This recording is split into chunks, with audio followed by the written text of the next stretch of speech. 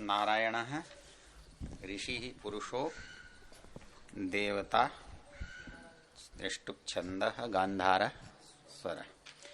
ॐ सहस्रशीर्षा पुरुषः सहस्राक्षः सहस्रपात् स भूमिं सर्वतः स्पृत्वात्यतिष्ठद्दशाङ्गुलम् पुरुष एवेदं सर्वं यद्भूतं यच्च भाव्यम् उतामृतत्वस्येषानो यदन्नेनातिरोहति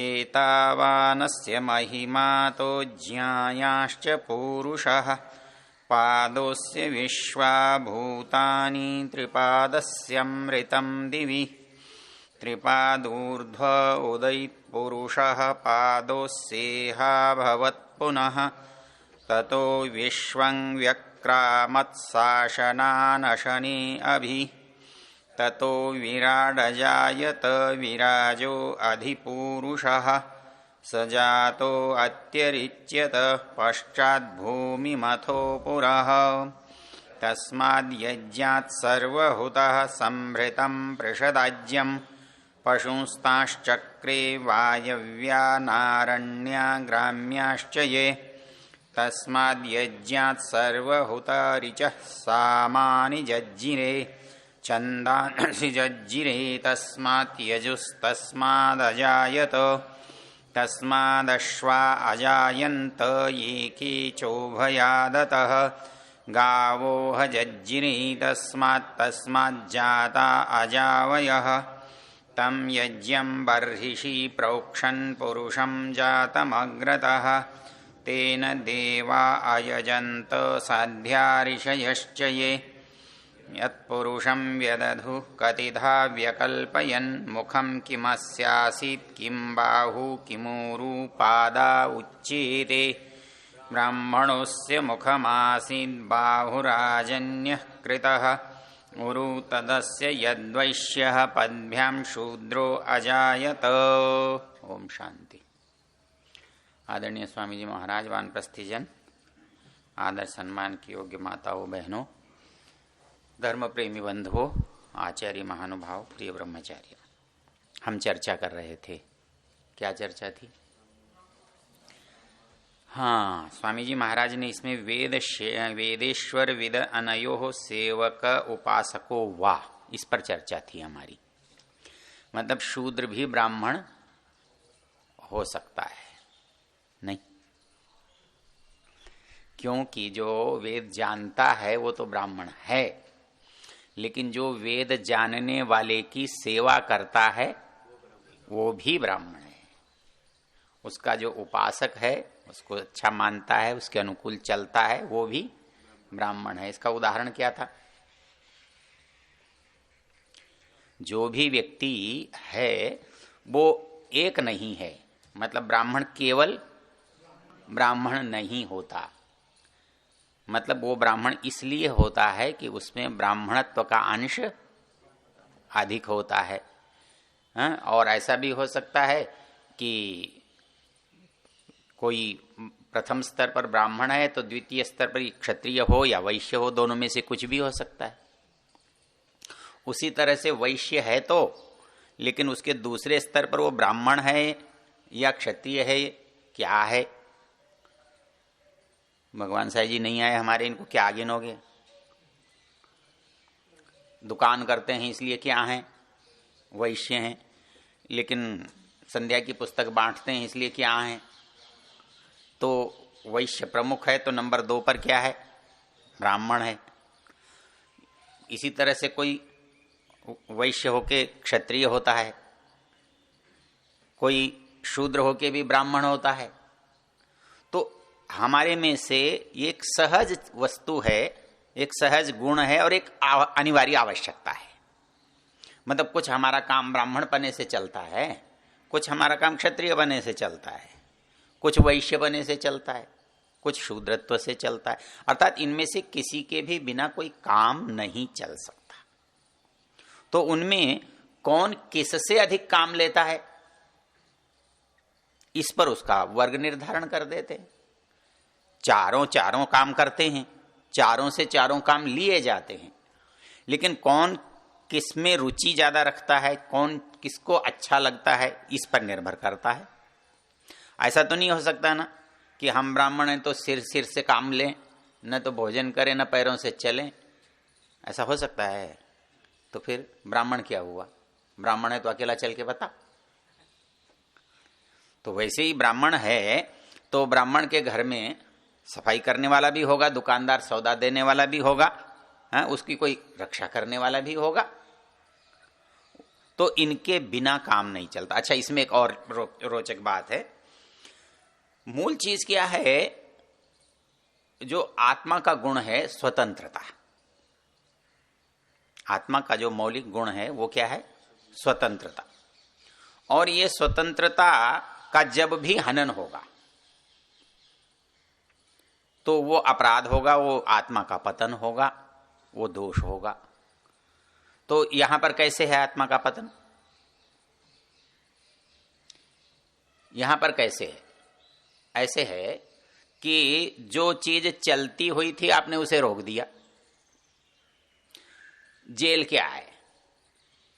अंदर भाई, अंदर खाना भोजन भी देते हैं, सुविधाएं भी देते हैं, सोने उठने खाने में कोई चिंता तो है नहीं। एक बार एक विवाद चला कि मनुष्य का अधिकार क्या है, रोटी कपड़ा मकान। बोले जेल जाओ, रोटी मिल जाएगी अनिवार्य रूप से, कपड़ा उनको देना ही पड़ेगा, और मकान इससे बड़ा कोई बना नहीं सकता। तो यदि रोटी कपड़ा और मकान ही मनुष्य की आवश्यकता है तो फिर जेल बुरी नहीं है, बिना कुछ किए बड़ी आसानी से मिल सकता है। लेकिन मनुष्य ये सब छोड़कर क्या चाहता है? वो मनुष्य चाहता है उसकी स्वतंत्रता। यदि उसको स्वतंत्रता नहीं मिले तो ये कुछ भी उसे अच्छा नहीं लगता। आप किसी बच्चे को बाध्य करते हो ऐसा करो ऐसा करो, कहता अच्छा मैं घर छोड़ के जा रहा हूं। क्यों? उसे घर जेल लगता है, क्योंकि उसे परतंत्रता स्वीकार नहीं है। तो इसलिए मनुष्य का जो स्वभाव है और आत्मा का जो स्वभाव है वो है स्वतंत्रता। और वो किसमें है? वर्ण के बंधन में नहीं है, वर्ण के चयन में है। मैं क्या बनना चाहता हूं मेरी मर्जी। मुझे कोई बाध्य कर सकता है कि तू इतिहास ही पढ़ाएगा? क्यों पढ़ाऊं? मैं इतिहास नहीं पढ़ाता, मेरी रुचि नहीं है। तो वैसे ही जब कोई विषय बाध्य नहीं है, विषय में रुचि की भिन्नता है, तो वैसे ही समाज के कार्यों में भी भिन्नता है, उनमें भी रुचि की भिन्नता है। कोई व्यक्ति स्वभाव से ब्राह्मण होता है, कोई व्यक्ति स्वभाव से क्षत्रिय होता है, कोई व्यक्ति स्वभाव से वैश्य होता है, कोई व्यक्ति स्वभाव से शूद्र हो सकता है। यदि इनमें से किसी को भी आप बाध्य करोगे तो वो होगा ही नहीं, वो बनेगा ही नहीं। मेरी रुचि ही नहीं है तो मैं पढ़ूंगा क्यों? नहीं पढ़ता। तो जो इस विषय में रुचि है वो पढ़ूंगा। तो मुझे ब्राह्मण बनने के लिए जो पंक्ति पतंजलि ने लिखी है वो ऐसी नहीं लिखी। क्या लिखी है? निष्कारण। निष्कारण बिना स्वभाव के नहीं बनता। एक आदमी दिन भर कोई काम करता है, थकता नहीं है, कोई उसे रोकता टोकता नहीं है, सारा दिन सारे समय उसी में लगा रहता है। क्यों? उसको कुछ मिलता है इसलिए नहीं, उसको अच्छा लगता है इसलिए। तो ब्राह्मण कौन होगा? जिसको वेद पढ़ना अच्छा लगता है। क्यों पढ़ रहा है भाई? अच्छा लगता है, पढ़ना अच्छा लगता है।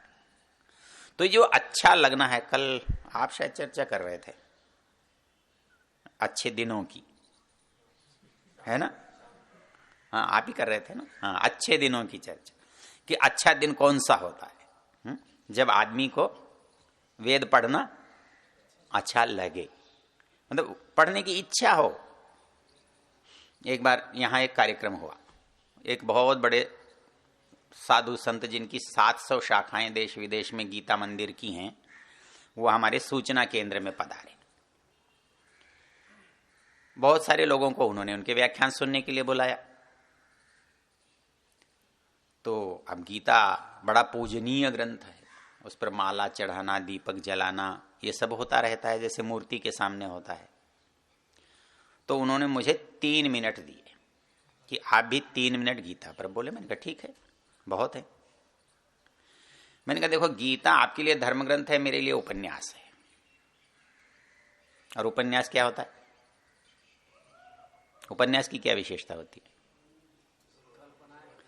बुद्धूपने की बात है, पढ़ने में रुचि होती है, अच्छा लगता है। भाई कहानी क्यों पढ़ते हैं? निरुक्तकार क्या कहता है?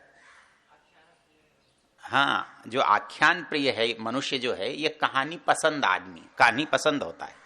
हाँ, गाय को तो कहानी पसंद होती नहीं, कोई किसी पशु को कहानी थोड़ी सुनाता है। लेकिन मनुष्य बच्चे से लेकर के बूढ़े तक कहानी सुनना, कहानी कहना, लिखना उसे पसंद है। तो किसी चीज को जब समझाता है कोई व्यक्ति, तो कहानी के माध्यम से समझा लेता है।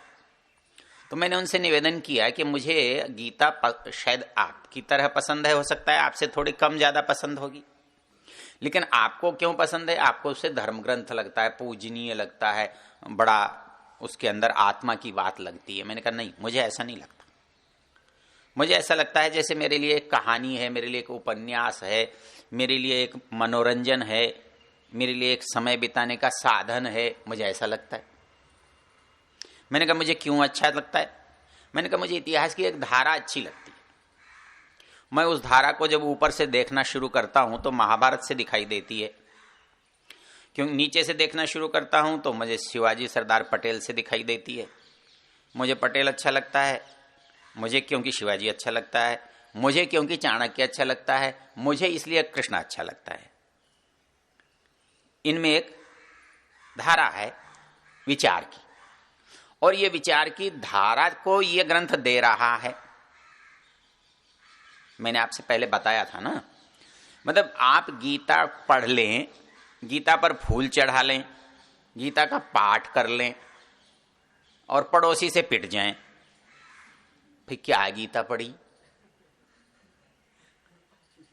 ये तो गीता नहीं हुई।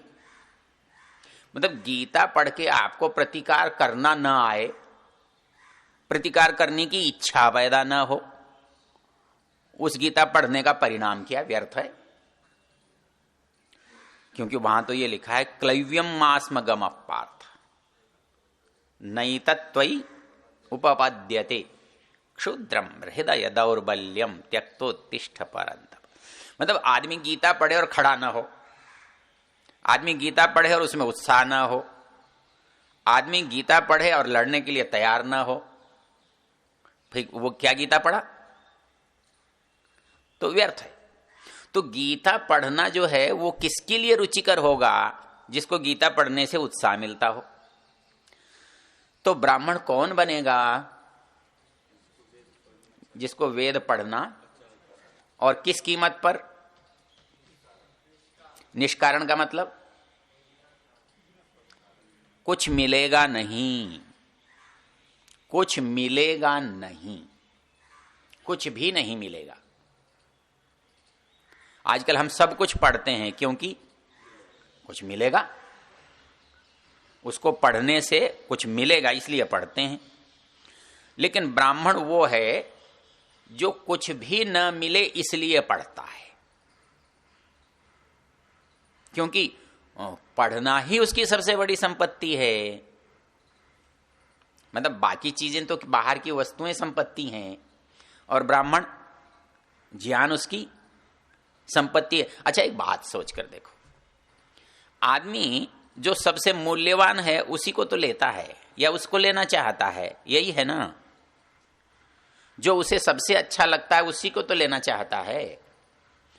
तो वो ये कहता है कि ब्राह्मण वो है जिसे ज्ञान सबसे अच्छा लगता है, और ज्ञान की पराकाष्ठा वेद है, ईश्वर है, इसलिए ये अच्छा लगता है। यहीं से आपको याद हो, आप यदि सेल्यूकर जी के सामने रहे हों तो सेल्यूकर जी ने 7 दिन यहां भाषण दिए थे, तो उन्होंने एक बात कही थी कि ब्राह्मण को भिक्षा का अधिकार क्यों? क्या वो कमाकर नहीं खा सकता? उसके हाथ पैर नहीं है? जैसे बहुत सारे लोग कहते हैं भीख मांगने वाले को, हे लंठ इतना मुष्टंडा हो रहा है, हैं? कमा के नहीं खा सकता, कुछ मजदूरी नहीं कर सकता, तो क्या ब्राह्मण मजदूरी नहीं कर सकता? उसके पास शारीरिक सामर्थ्य नहीं है, ऐसा है? नहीं, ऐसा नहीं है। उसके पास शारीरिक सामर्थ्य है। एक बार बिड़ला जी के पास कुछ लाला लोग गए, बोले जी ब्राह्मणों ने बहुत तंग कर रखा है। बोले क्यों? बोले पहले तो 1.25 रुपए से 11 रुपए में मान जाते थे, अब ये कहते हैं तुम पैसे वाले हो गए तो हमें पैसे दो।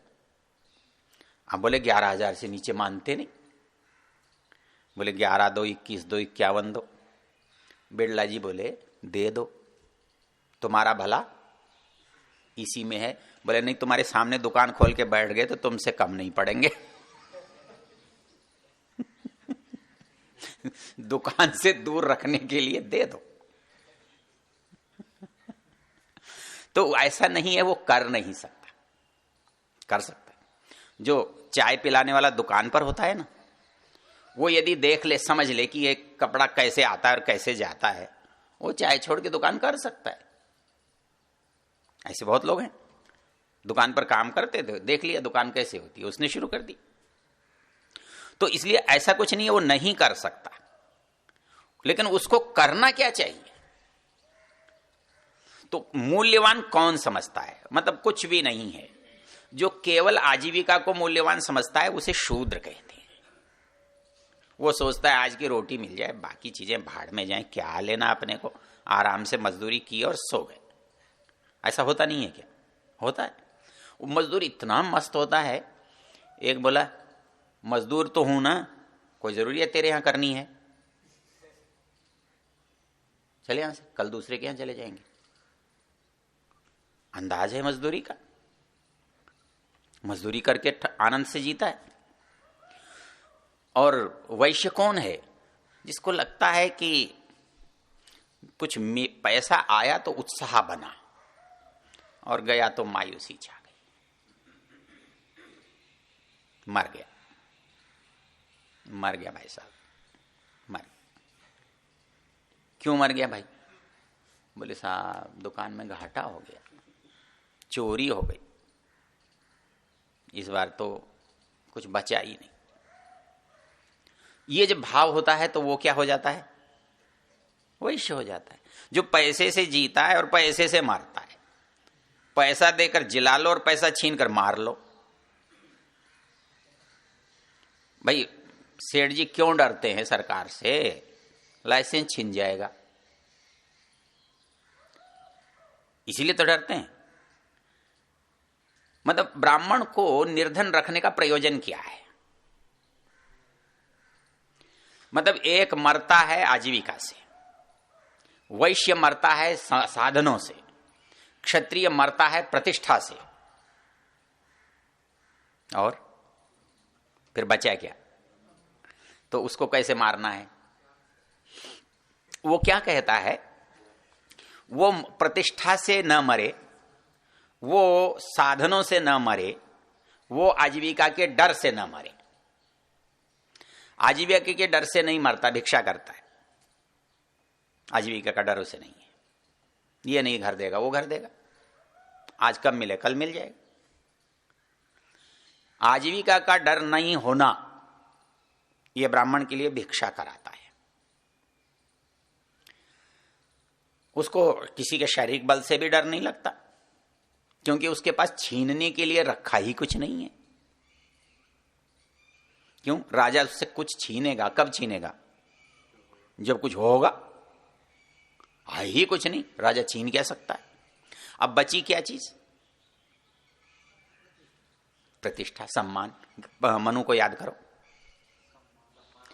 सम्मानात् ब्राह्मणो नित्यम उद्विजेत विषादिव अमृतस्येव चाकांक्षेत अवमानस्य सर्वदा।